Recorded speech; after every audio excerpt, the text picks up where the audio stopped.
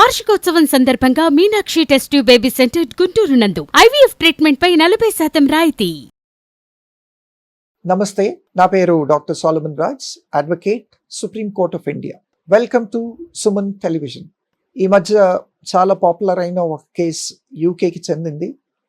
Nandu's world YouTube influencer వీళ్ళు చేసిన ఒక చాలా పెద్ద స్కామ్, చాలా పెద్ద fraud. COS certificate of sponsorship ఇస్తామని చెప్పి లాట్ ఆఫ్ ఇండియన్స్ దగ్గర వీళ్ళు ఎగ్జాబిటెంట్ అమౌంట్స్ కలెక్ట్ చేసి కొన్ని సందర్భాల్లో ఫేక్ సర్టిఫికెట్ ఆఫ్ స్పాన్సర్షిప్స్ ఇచ్చారు. దాని తర్వాత ఉద్యోగాలు ఇప్పిస్తామని చెప్పి వీళ్ళు డెస్టినీ స్టాఫింగ్ అండ్ సొల్యూషన్స్ అన్న ఒక కంపెనీ ద్వారా, it has got branches in Vijayawada, Hyderabad, Guntur and other places. So దీని ద్వారా వీళ్ళు అడ్వర్టైజ్ చేసుకున్నారు. వీళ్ళకి ఒక మెయిన్ అడ్వాంటేజ్ ఎట్లా దొరికిందంటే, ఈ నందూస్ వరల్డ్ అని యూట్యూబ్ స్టార్ట్ చేసిన తర్వాత రమానందన మెయిన్ యూట్యూబర్, ఈవిడ when she started as a blogger బాగా పాపులారిటీ వచ్చింది ఆవిడకి. ఈ పాపులారిటీ రావటం వల్ల the husband also actually got involved in to all this YouTube videos. అంటే వీళ్ళు ఏం చేశారంటే, ఈ ఛానల్ ద్వారా పాపులారిటీ చెందిన తర్వాత ఈ రమానందన వాళ్ళ హస్బెండ్ వచ్చేసి జగర్లమూడి మధుకర్. ఈ మధుకర్ తర్వాత రమానందన ఇద్దరూ కలిసి వీళ్ళు ఏం చేశారంటే, they have actually collected exorbitant and huge amounts from a lot of Indians aspiring applicants to work in UK. వీళ్ళు ఏం చేశారంటే, ఈ ఆస్పైరింగ్ అప్లికెంట్స్ అందరి దగ్గర కూడా COS ఇస్తామని చెప్పి అమౌంట్స్ కలెక్ట్ చేసి వీళ్ళని మోసం చేయడం జరిగింది. మీడియా రిపోర్ట్స్ వస్తున్నాయి. కొన్ని సందర్భాల్లో వీళ్ళు fake COS certificate of sponsorship ఫేక్వి కూడా ఇచ్చారు.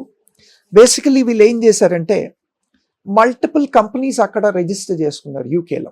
RRJ టెక్ లిమిటెడ్ అన్న ఒక కంపెనీ, దాని తర్వాత చికెన్ ఆన్ ద వీల్స్ అన్న ఇంకో కంపెనీ, జగర్లమూడి నందూస్ కేఫ్, దీని అడ్రస్ వచ్చేసి Centurion House, Saint John Street, England, కోల్ క్లటర్, ఇంగ్లాండ్, ఇదొకటి. దాని తర్వాత గ్రీక్ ఓయాసిస్ లిమిటెడ్ అని ఇంకో కంపెనీ కూడా.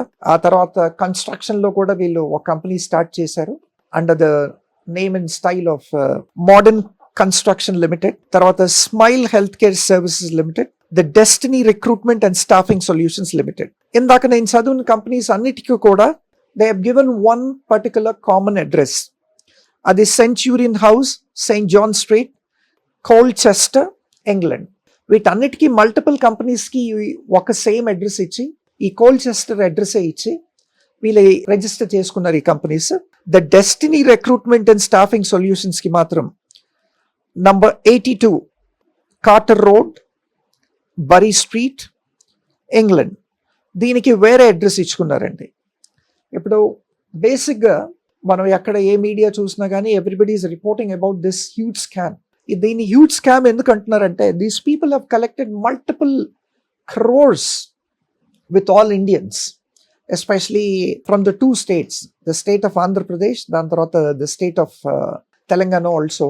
దీని విసిల్ బ్లోవర్ క్రాంతి అని చెప్పొచ్చు మనం. క్రాంతి కుమార్ అని ఒక విక్టిమ్, ఆయన వీళ్ళని ఈ స్టాఫింగ్ సొల్యూషన్ ద్వారా, డెస్టినీ స్టాఫింగ్ సొల్యూషన్ ద్వారా అప్రోచ్ అయ్యి ఏం చేశారంటే, ఈయన దగ్గర 15 lakh rupees తీసుకున్నారు, మీకు ఒక COS ఇస్తామని చెప్పి. డబ్బులు తీసుకున్నాక కూడా ఈయనకి ఇవ్వలేదు.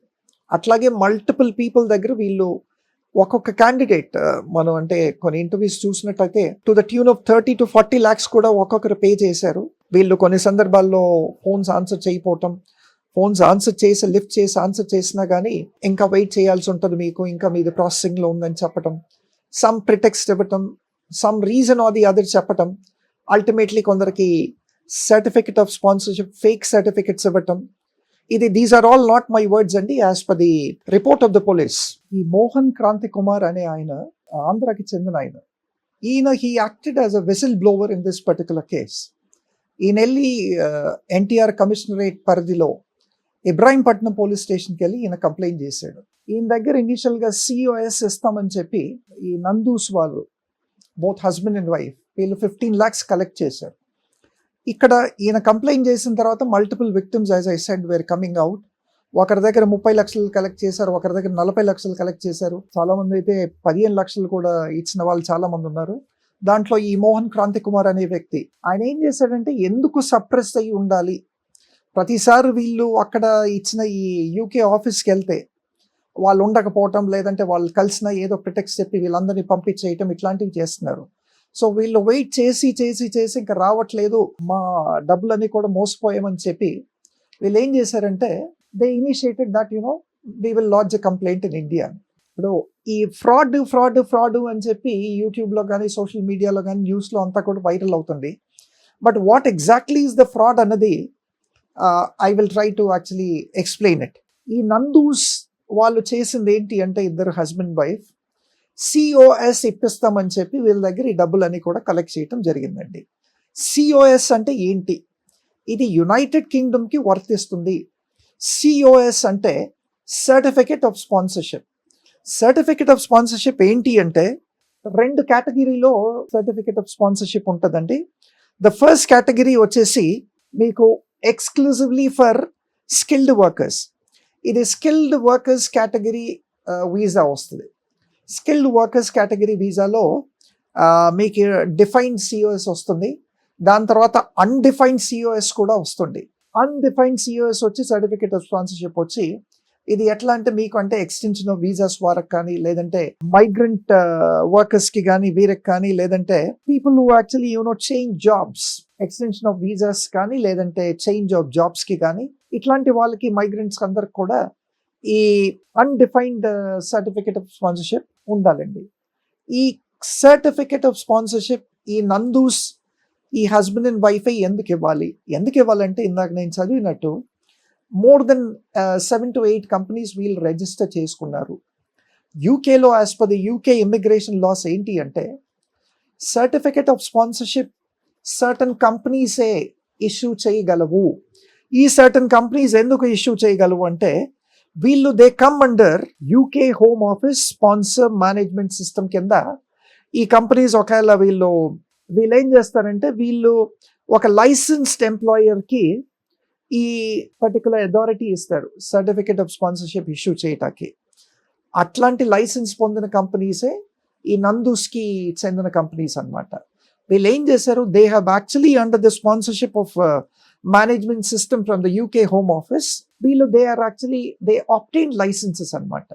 వీళ్ళు లైసెన్స్ ఆప్టైన్ చేసిన తర్వాత because they are licence holders and because they can issue as employers the COS, they started collecting from the visa applicants all this money and they defrauded this money అన్నమాట. UK immigration లా ప్రకారం దీనికి యూకేలో అయితే £525 collect చేస్తారు. The fee payable for a COS issued by the license holders, the licensed employer, is 525 UK pounds. కానీ వీళ్ళు ఏం చేశారు 30 lakhs, 40 lakhs, 15 lakhs ఒక అంటే అన్అకౌంటబుల్ మనీ వీళ్ళంతా అక్యుములేట్ చేసుకున్నారు in the name of cos. వీళ్ళు ఏం చేశారంటే ఈ సిఓఎస్ ఇష్యూ చేస్తే ఈ అప్లికెంట్స్కి బెనిఫిట్ ఏంటి అంటే it will act as an official confirmation that the applicant has a genuine job offer. ఈ సిఓఎస్ ఇష్యూ చేసిన 3 months లోపల మీకు ఎక్కడైనా యూకేలో ఏ ఎంప్లాయర్ అయినా మీకు జాబ్ ఆఫర్ చేస్తే ఆ పర్టికులర్ జాబ్ అప్లికేషన్కి మీరు విత్ ఇన్ 3 months, ఈ 3 months అన్నది ఒక stipulated period of time from the date of issuance of the certificate of sponsorship. Within 3 months ఈ జాబ్ అప్లికేషన్ మీరు ప్రాసెస్ చేసుకోవాలి. సో ఇక్కడ మీడియాలో చూస్తే ఏంటంటే ఈ జాబ్ అప్లికేషన్స్ కూడా after issuance of certificate of sponsorship ఈ నందూస్ అండ్ కంపెనీ వీళ్ళంతా కూడా వాటిని కూడా ప్రాసెస్ చేశారు. ఇప్పుడు ఇందాక మనం అనుకున్నట్టు అన్డిఫైన్డ్ సిఓఎస్లో చాలామంది చేంజ్ ఆఫ్ జాబ్స్ ఉన్నవారు వీళ్ళకి వచ్చి ఇన్ని లక్షలు అక్కడ పే చేసిన తర్వాత వీళ్ళకి ఫస్ట్లీ వాళ్ళ పర్మిట్ అన్నది క్యాన్సిల్ అవుతుంది. సెకండ్ వాళ్ళ స్టే వచ్చేసి ఇల్లీగల్ అవుతుంది. అయినా ఇల్లీగల్ స్టే వీళ్ళు చాలామంది చేశారు. I have seen certain interviews. వీళ్ళు ఏం చేశారు, వీళ్ళ దగ్గర డబ్బులు లేవు, ఇండియాలో ఉన్న వీళ్ళ ఫ్యామిలీ మెంబర్స్ దగ్గర నుంచి అప్పులు చేసి వీళ్ళంతా అక్కడ డబ్బులు తెప్పించుకొని ఒక చిన్న 1 room టెనెన్సీలో ఉండి తినకుండా డబ్బులన్నీ సేవ్ చేసి వెళ్ళి వీళ్ళకి కడితే వీళ్ళు ఎన్ని మంత్స్ అయినా కానీ వీళ్ళకి under the category of undefined certificate of sponsorship అయితే ఇవ్వలేదని చెప్పి చాలామంది ఇంటర్వ్యూస్ కూడా ఇచ్చారు. So sorry state of affairs. ఈ నందూస్ అండ్ కంపెనీ వాళ్ళు 7 to 8 కంపెనీస్ అక్కడ రిజిస్టర్ చేసి ఈ విధంగా ఇండియన్స్ని ఫ్రాడ్ చేయడం అన్నది it amounts to a financial fraud as per the UK immigration law.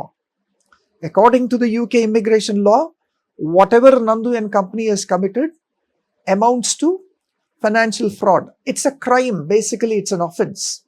So అక్కడ కూడా యూకేలో కూడా లీగల్ ప్రొసీడింగ్స్ వీళ్ళ అగేన్స్ట్ ఇష్యూ అయ్యాయి. ద లేటెస్ట్ అప్డేట్ దీంట్లో ఏంటి అంటే, ఈ మధుకర్తో పాటు వీళ్ళ అసోసియేట్ ఉన్నాడు, business associate, one mister Mohan Rao అని. సో ఆయన్ని ఇక్కడ ఇండియన్ పోలీస్ ఆయన్ని సమన్ చేస్తే ఆయన వచ్చారు, ఆయన్ని ఇంట్రాగేట్ చేశారు, ఇన్వెస్టిగేట్ చేశారు, ఆయన క్వశ్చన్ కూడా చేశారు. దాని తర్వాత ఆయన క్వశ్చన్ చేసిన తర్వాత both husband and wife, Rama తర్వాత వాళ్ళ హస్బెండ్ మధుకర్ ఇద్దరు కూడా కనిపించకుండా పోయారు. They are absconding. Certain licences of their companies registered under the UK laws have been cancelled అని చెప్పి కూడా మనకి రిపోర్ట్స్ వస్తున్నాయి. సో ఏదేమైతేనేమి, as per the UK immigration rules, ఈ సిఓఎస్ అన్నది ఒక యూనిక్ రెఫరెన్స్ నంబర్ ఇస్తుంది.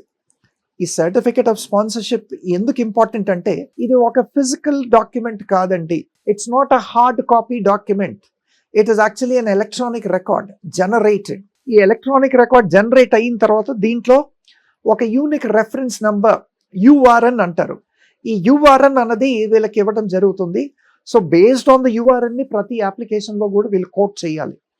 కోట్ చేసిన తర్వాత ఎంప్లాయర్ ఎక్కడైతే వీళ్ళు అప్లై చేస్తారో వాళ్ళు ఆన్లైన్ ఈ యుఆర్ఎన్ని తీసుకొని బేస్డ్ ఆన్ ద యుఆర్ఎన్ వీళ్ళ హిస్టరీ ఏంటి సెర్చ్ చేస్తే, if they are genuine job holders then they will be offered job.